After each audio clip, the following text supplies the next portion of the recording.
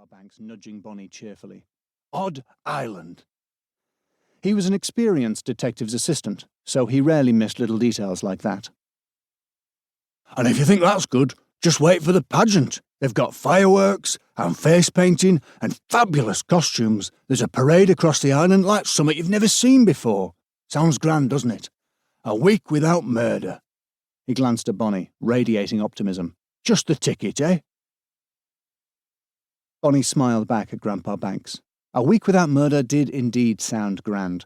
From the moment she had kissed her mum goodbye, Bonnie had been looking forward to watching the Odde Island pageant, visiting the island's famous clockwork lighthouse, digging a great big hole in the beach, and then getting a bit bored. She had stuffed Montgomery Bonbon's disguise into her favourite yellow backpack and hidden it in her bedroom at home in Widlington. Now Bonnie was free to have a quiet little holiday, without mystery or intrigue or shenanigans of any kind, and nothing was going to stop her. Clang! A red and white striped barrier crashed down across the road ahead, like an executioner's axe. Grampa Banks's reflexes had been honed over many years of driving Bessie. You never knew when an ice cream enthusiast was going to leap out in front of you in search of a raspberry surprise. A crepe-soled shoe slammed into the brake.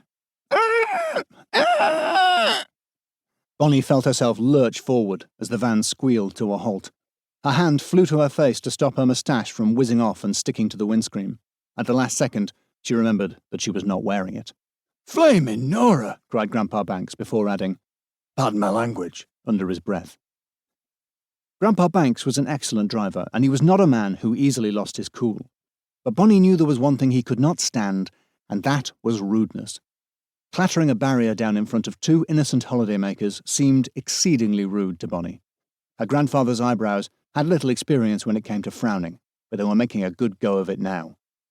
"What the bloomin' heck is this all about?" he asked no one in particular. The striped barrier was attached to a small building, raised up from the beach on funny wooden stilts. According to a weather-beaten sign, it was the Odde Island Excise House. A little door opened, and Bonnie saw a man emerge.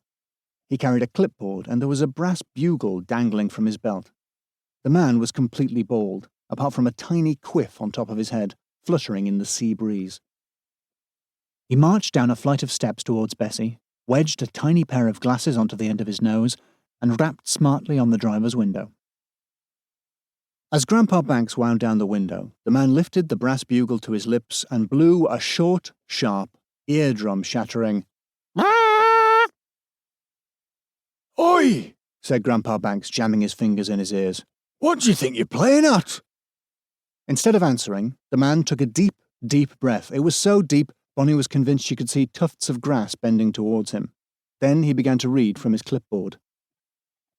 "On behalf of the Odde Island Order of the Golden Fleece, it is my privilege to welcome you in your capacity as most welcome visitors to our island." Back in Widlington, the inhabitants of Odde Island were known as oddities, and Bonnie was beginning to see why.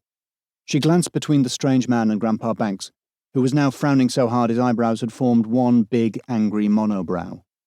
"Now, look here," began Grampa Banks, but the oddity continued. "And in my capacity as Ian Percival, Exciseman-in-Chief of Odde Island, permit me to remind you that all varieties of the bulb allium saper are held as contraband herein, heretofore, hereupon, and hereafter." Grampa Banks looked at Bonnie, obviously hoping she had made sense of all that waffle. She shook her head. "Excuse me?" said Grampa Banks.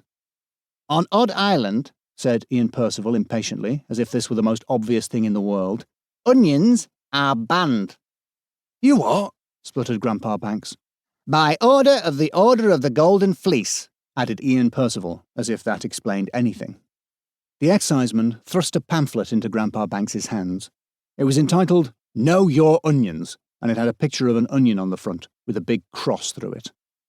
"Well," puffed Grampa Banks, tucking the pamphlet into his cardigan and coaxing his eyebrows back into their usual positions.